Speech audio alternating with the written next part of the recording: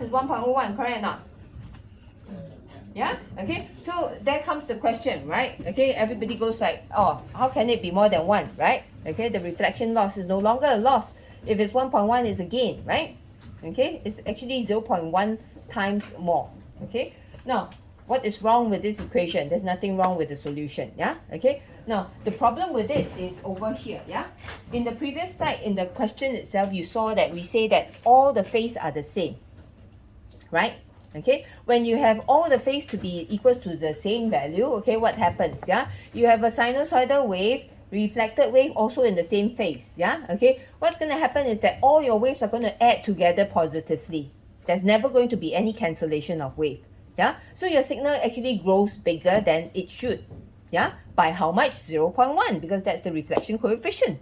Yeah, okay, so that's how you get a gain out of it. Yeah, people do use transmission lines, okay, to build amplifiers, but very seldom. Okay, because firstly, you don't get a lot of gain out of it. Yeah, you can see the kind of gain that we get. Okay, and secondly, to control the phase shift such that it's always adding together positively is also a difficult task. Is the Mason rule important? Sorry? Is the Mason's rule important? I'm going to explain to you in a while. It's very easy, yeah? Okay, don't worry about it. Yeah? Okay? Can? So that's why we get an extra gain, yeah, of 1 out of the 100, yeah? Okay? Now, this is a very simple system, yeah? Okay? This is a very simple system, yeah? It's only 2 amplifiers connected together, yeah? What happens if you have a whole receiver system built together, okay, and you have loss in between, okay? Then we use what is called the Mason's rule, yeah? Okay? Now, then later on I will answer your question on, yeah, your question later on, yeah? Okay? Now, so we use the Mason's rule, yeah? Mason's rule is, that formula there is a very simple formula, okay? And all we need to do is apply it, yeah? Okay? So how do we apply it, yeah? Now, so Mason's rule is based on electric field, yeah? Okay? So what I do is, this is the input of my amplifier, okay? And my input of my amplifier has a forward moving wave and a reflected wave, yeah? Okay? Your A1 and B1, yeah? Okay? So I put 2 points to represent the forward moving wave and the reflected wave, okay? Now, at the other part of the amplifier, I also put 2 points, yeah, for the forward moving wave and the reflected wave. Yeah? At the input of your next device, I also have 2 points. And the output of the next device, I also have 2 points. Okay, so I have in total 8 points because I have 2 devices. Okay, yeah. Now, then I have my forward moving wave. Yeah. Now, my forward moving wave is going to go through my amplifier and it's going to be amplified by how many times? 10 times, yeah, because it's 20 dB, so you work out it's 10 times the amplitude, yeah. So it's going to be amplified by 10 times and go to the output of the amplifier, okay. Now, then this signal is going to go on the transmission line. We assume that this is a lossless transmission line, and therefore, I put a 1 on top of it, yeah. Whatever goes through the transmission line is just going to go through and get to the other side, okay. And then it's going to go through this amplifier, and this amplifier again gives me 10 times again. Okay, so I put a 10 times there. Okay, and at the output it goes out in this direction, and I don't know what that value is. Yeah, it's not important because that's the end of my path. Okay, now then we say, yeah, on this transmission line, when the input wave comes here, there will be a reflection, right? Yeah, and we calculated how much of it gets reflected back. 20 dB, right? Which is 0.1, yeah? So I put 0.1 on this line because 0.1 of it gets reflected back. The reflected wave is going to go on the transmission line. Again, there's no gain, no loss on the transmission line, so I put a 1 on this, yeah? And then at the input, again, how much gets reflected back to the main line here? 0.1. 0.1, so I put 0.1 here, yeah? Okay, now, because this is input match, how much is on this line? Infinity, yeah? So I can leave it as an open circuit and there's no reflected wave. I don't have to draw that either. Okay? Yeah? And at the output, yeah, there's something here, yeah? Okay? So if I connect this device to something else, something gets reflected back, how much of it goes back here? I think some of you calculated this value.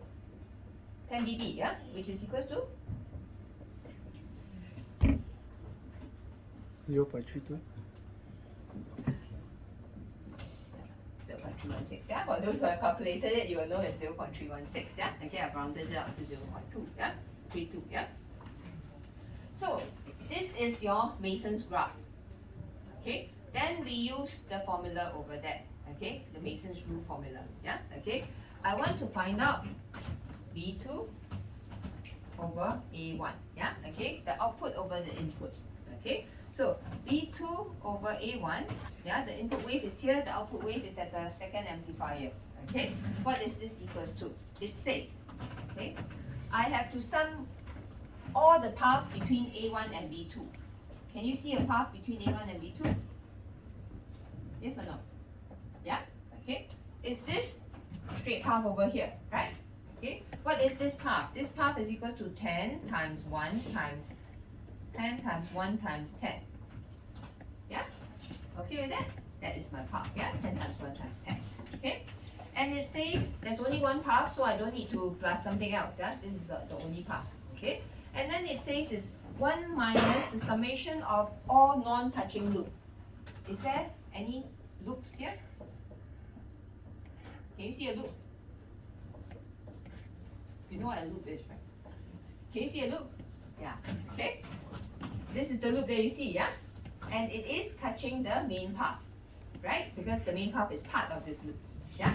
Okay. So there is no non-touching loop. Okay? Yeah? And then I divide by 1 minus the sum of all loops.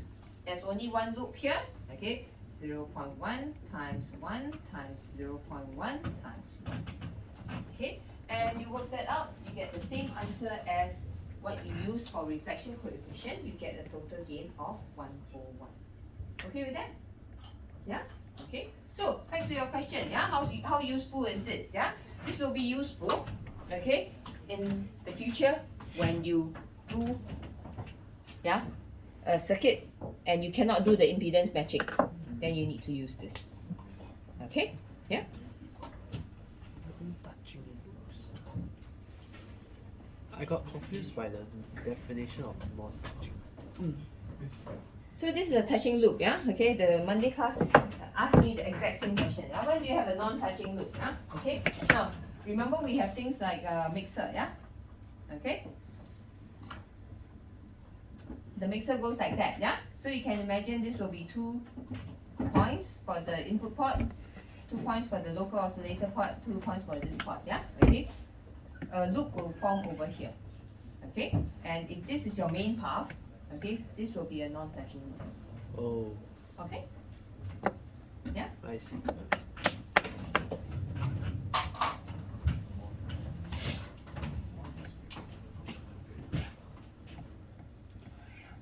You拍嘞。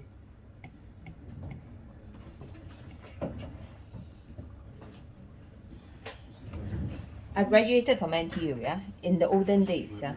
Okay, I can tell you. That's why one of the lecturers, do you know Tan Ning Leong? Have you heard of him before? Familiar leh. The EM guy. The He one with the teaches beard the ah? EM guy. There's another one. Got one with beard man. Got There's one 2 got- EM guy lah. They actually one is the supervisor, one is the PhD student. I mean the smaller one is the PhD student of the bigger one. Oh, The very loud one. You know? That one is also Tan. Yeah? So Tan Ning Leong, yeah, he once said, yeah, nowadays the students are not being spoon fed, they're being Yeah. breastfed. Because you are given so much things, yeah. Okay. So I remember, yeah, I graduated from NTU as well. Last time, yeah, when I did my undergraduate degree, yeah, the lecturers, yeah, will have a row of transparency and then they will start drawing things and roll yeah, of transparent plastic. yeah, transparency, no? You know I transparency? don't know what's that. It's a transparent piece of paper where you can draw and then it gets projected upwards. You have never seen those things before, ah? Seriously. Ah? So Oh, maybe so they used to do this, yeah, and then they would write and then you have to copy, yeah, okay. Yeah, yeah. Then we will be sitting at the back of the lecture theatre and then I said, You copy the first part, I copy the second part. And then you end up with a graph with no axis, nothing. And I said, what the hell did he say? Yeah. And they speak very fast. What happened? And you really have to go to the library and get the book because the reference book is so important. Everybody go and snatch and then you read the book because there's nowhere else you can learn it from. Yeah. Okay, that was Era before internet. and then no camera, cannot take picture. Your eyeball is Copy too slow, then that's it. Okay. So the next part that we're going to talk about, so that's gain, okay? You know how to calculate gain, In actual fact, gain is the easiest parameter to calculate, in this course, okay? And the easiest to score points up, okay? So make sure you know how to calculate the gain, okay?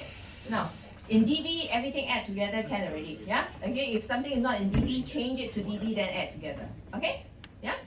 Okay, that's your gain, So gain formula is the easiest to do, okay? Then the next one that we're going to deal with is the noise, Okay? What is noise? Okay? Now, thermodynamics theory tells me that any component, okay, any device, okay, a component, an example of it, a resistor, will have its associated noise. Okay? Have you all heard of such a thing called the Gaussian white noise? Yes? Yeah? Okay? Gaussian white noise is something that is associated with any component. Okay? For example, if you have a resistor is noisy. Okay? And you have the associated noise with it. Yeah? Okay? And Gaussian white noise is given by, anybody remember? Anybody knows this? AWN is given by? Something 4 pi, is it? KTB. No? No recollection? No? Okay. So this is Gaussian white noise, KTB, K is the Boltzmann's constant, it can be found in your calculator, okay? Or one of the transparency, I think, okay? T is the temperature, okay? And B is the bandwidth, okay? So Gaussian white noise is given by KTB, Now, this is a noise that is in general in your environment, okay? And what this formula also tells us is that the hotter it is, the noisier it is, okay? So a good example of it, recently one of my colleagues just came back from Taiwan. They went stargazing. He's the lecturer for astronomy, okay? And they went stargazing with the RAP students, okay? In Taiwan, okay? And they went into the mountains. So in the hut, he said at night it goes down to about -2 degrees or so. So very, very cold. Okay? But the good thing with it is that he took photo with his camera. Okay? You can see very clearly the stars, the Milky Way in the sky. Okay? And it's very little noise. Because why? The temperature is low. The environmental noise is very low. Okay? Your camera will work better in cold temperature. Okay? Now, if you take the same photo in the Singapore skies, okay, you will see a lot of white dots. You cannot tell whether those are noise from the camera or noise or actually stars in the sky. Okay, that's the difference. Okay. You can try a simple experiment like take a photo inside the fridge. And then leave it there for a longer time. Take a photo inside the fridge and then take the same photo outside, and you will see the difference in noise level. Okay. So in general, in a hot country, photos tend to be digital photos especially, tend to be a little bit noisier than others because of Gaussian white noise. Okay. So any component itself will have its associated noise, okay, known as the thermodynamics noise. So if you look at this diagram that I've drawn here, this noise source is due to the resistor. So I've just isolated it and drawn it out as a separate energy source. Okay. But this is actually a noisy resistor, and this is the noise associated with the noisy resistor. Okay, and we say that this noise will go up and down, up and down, up and down, something that looks like that. Okay, I think you can see it better on your slide. Okay, but it's an up and down signal. Okay, and thermodynamics theory says that if I were to average this noise long enough over time, it will give me an average of 0. So if you average it over a short period of time, maybe it's positive a little bit, negative a little bit, okay? But if you average it over a long enough period of time, it will go to an average of 0. So we call it the mean zero noise. Yeah, okay, this noise has a mean of 0, yeah, when you sum it over a long period of time.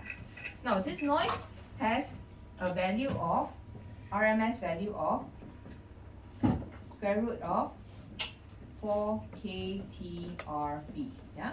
So it says that it depends on how large this resistance is as well. If this resistance is larger, then it will be noisier, yeah.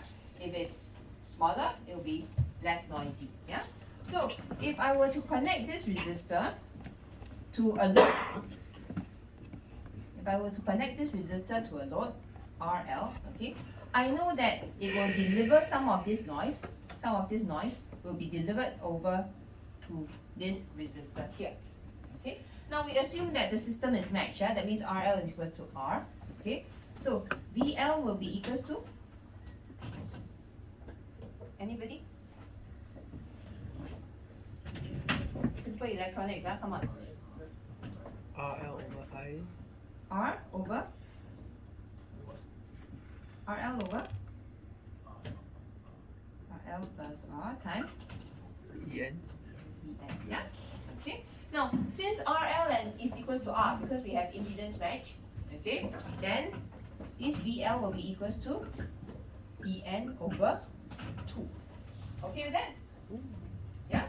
Okay. So the power delivered to the load here, will be VL squared over R, yeah? Okay. So it will be equals to En squared over 4 divided by R, yeah?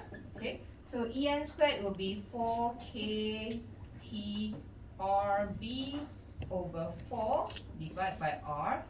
Means so much information. You can see that your noise delivered to the load will be your Gaussian white noise, which is KT. Yeah, okay. Everything is over there. Yeah, you don't have to copy it. Yeah, okay. Everything is on the slide itself. Yeah. So your noise power, okay. Please remember that this is noise power will be equals to KTB. Okay. So a resistor, yeah, you see that it's noisy because once you plug it into a circuit, the temperature starts to increase a little bit. Yeah? Okay? So the physical temperature is very often used to measure noise. Yeah? The noisier, the higher the temperature. Okay? Now, we can also measure the environmental noise by pointing an antenna up into space or down towards ground, depending on which noise you are measuring. Yeah? The ground noise or the space noise. Okay? We do that very often in our satellite project, for example. Okay, we point our satellite dish towards the sky, okay, to basically do remote sensing of weather. Yeah, okay, and you can see that on a very sunny day, the ionization happens a lot. Okay, the mental noise is very high. Okay, you will see a very high variation in the scintillation. Okay, what we call scintillation. Yeah, okay. Now, on the night sky, you will see that the scintillation will go down because the noise temperature goes down as well. Yeah, so it becomes less noisy. Okay, so you see the thermodynamic noise up and down. Okay, it will go down and up. Yeah, the variation will go down and up depending on the temperature. Okay.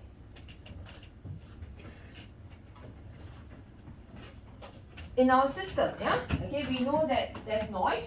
Okay, how do we find the noise from any system? Yeah, so we have here a device. Okay, this device can be anything, a resistor, capacitor, whatever it is. Yeah, it is just any component that you have in a system. Yeah, it can be your amplifier, mixer, yeah, filter, whatever it is. Yeah, okay. Now, if you have this device here, okay, we define two terms over here. Okay, the noise factor and the noise figure. Noise factor very easy. Noise figure very easy. It's just the log form, the dB form of noise factor. Okay, so you see, noise figure is equal to 10 log of F. This guy here.